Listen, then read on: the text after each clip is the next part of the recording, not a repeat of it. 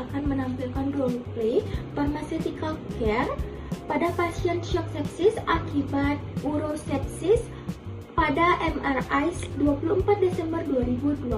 Roleplay kali ini menggambarkan seorang pasien yang datang ke instalasi gawat darurat, dilakukan pengkajian, penegakan diagnosis, penata-laksanaan awal, serta kolaborasi antara dokter, perawat, dan apoteker untuk mendapatkan terapi yang tepat.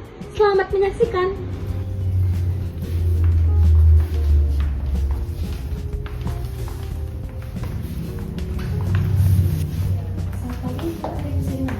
Ini Bu, ibu saya udah dari seminggu lalu kayak lemas gitu, terus nafsu makannya kurang, sama sering buang air kecil gitu.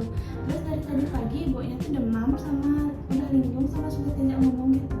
Oh, baik. Bisa masuk dulu ya teman-teman pemirsa.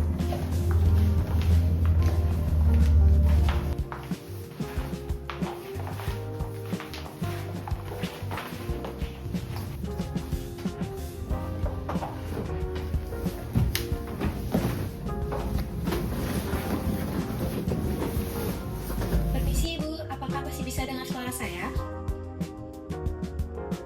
Baik Ibu, tetap tenang ya. Halo, selamat pagi. Saya Erik selaku dokter yang bertugas. Bagaimana kondisi pasien? Untuk kondisi pasien saat ini, pasien ngerasa linglung dok. Sudah berapa hari? Untuk lemasnya itu ibu udah dari seminggu, terus semalam juga sempat menggigil sih. Baik, kalau perawat boleh dicek atau tanda kita. Baik, permisi ya ibu. Kami cek dulu tanda-tanda vitanya ya. Permisi.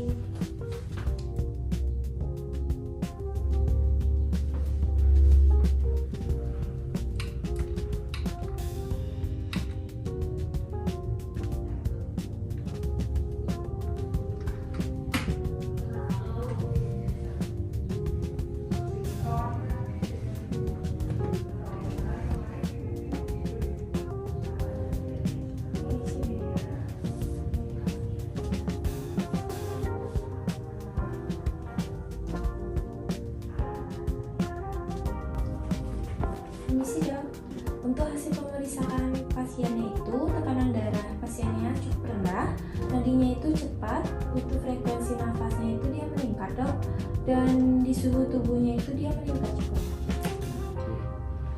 Kalau gitu, tolong pasang monitor jantung, setelah itu berikan oksigen, pasang juga 2 jalur infus, lalu ambil sampel darahnya untuk pemeriksaan laboratorium. Oke baik, terima kasih.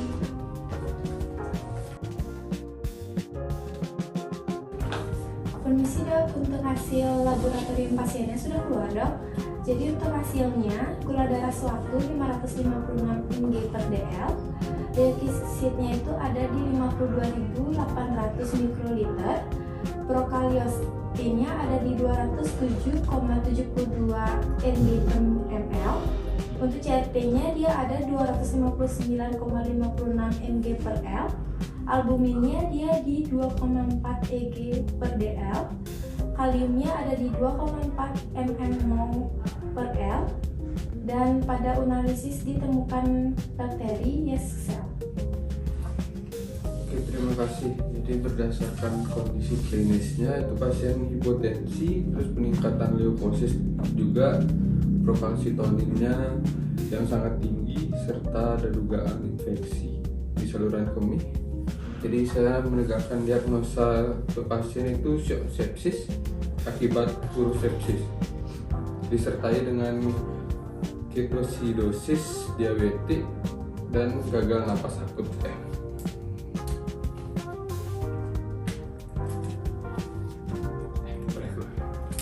Terima kasih.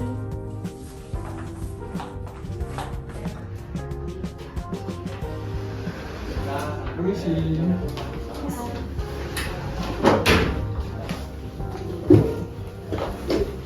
Jadi gini Kak, saya mau diskusi terkait terapi pasien. Ini saya ada pasien itu terdiagnosis shock sepsis. Nah, untuk kondisi klinis pasien itu pasien mengalami hipotensi, terus peningkatan leukosit, prokalsitoninnya yang tinggi, serta dugaan ada infeksi pada saluran kemihnya. Jadi saya menegakkan itu shock sepsis akibat urosepsis disertai dengan ketoasidosis, diabetes, dan gagal napas akut juga. Untuk terapinya, sini saya mau memberikan cairan menggunakan sterofundin itu sebagai cairan kristaloid. Jadi target kita itu untuk mempertahankan MAP minimal 65 mmHg.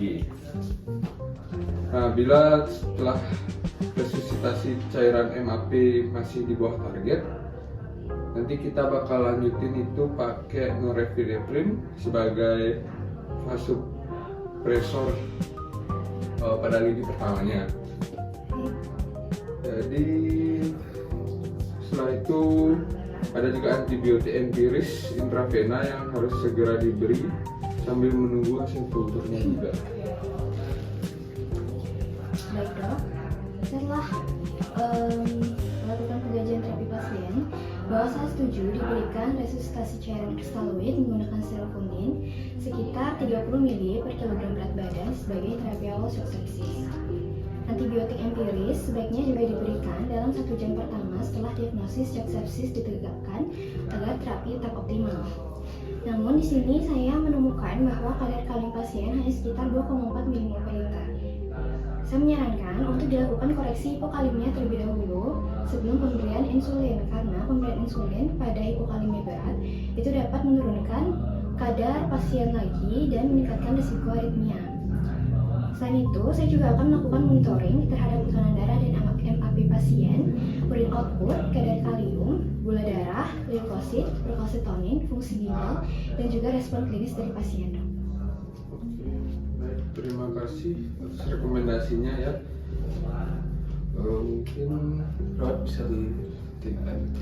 Oke, baik dok. Jadi saya akan memberikan cairan sesuai instruksi, memasang oksigen, dan melakukan monitoring tekanan darah. Terima kasih.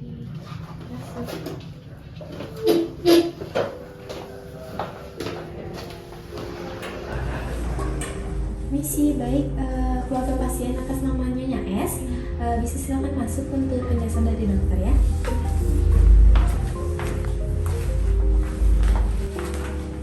Permisi dok. Mau izin nanya, itu kondisi ibu itu berbahaya nggak ya?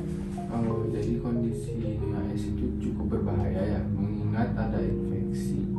Jadi itu menghambat aliran darahnya ke seluruh organ. Nah, untuk itu kami menyarankan untuk perawatan AS di ICU. Itu berapa lama biasanya? Itu sekitar 2 minggu biasanya. Selain itu, kami juga akan terus memantau efektivitas obat, keamanan terapi, dan juga mengevaluasi hasil laboratorium agar terapi yang didapat Nyonya S tetap optimal. Baik dok, terima kasih.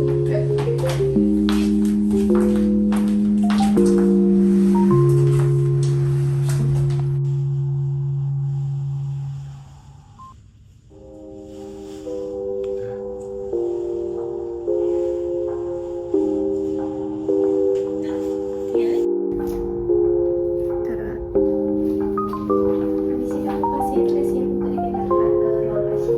Oke, baik, lanjutkan observasi ketat dan perawatan ICU. Role yang telah kami tampilkan dapat disimpulkan bahwa penata laksanakan awal pasien shock sepsis harus dilakukan secara cepat melalui pengenalan dini, resusitasi cairan adekuat, pemberian antibiotik empiris tepat waktu, serta monitoring kondisi pasien secara berkelanjutan. Kolaborasi antara dokter, perawat, apoteker, pasien, serta keluarga pasien sangat penting untuk mengoptimalkan keberhasilan serta terapi untuk mencegah terjadinya komplikasi lebih lanjut. Demikian role play yang dapat kami tampilkan. Terima kasih atas perhatian Bapak dan Ibu dosen serta teman-teman sekalian. Saya tutup dengan Om Santi Santi Santi Om.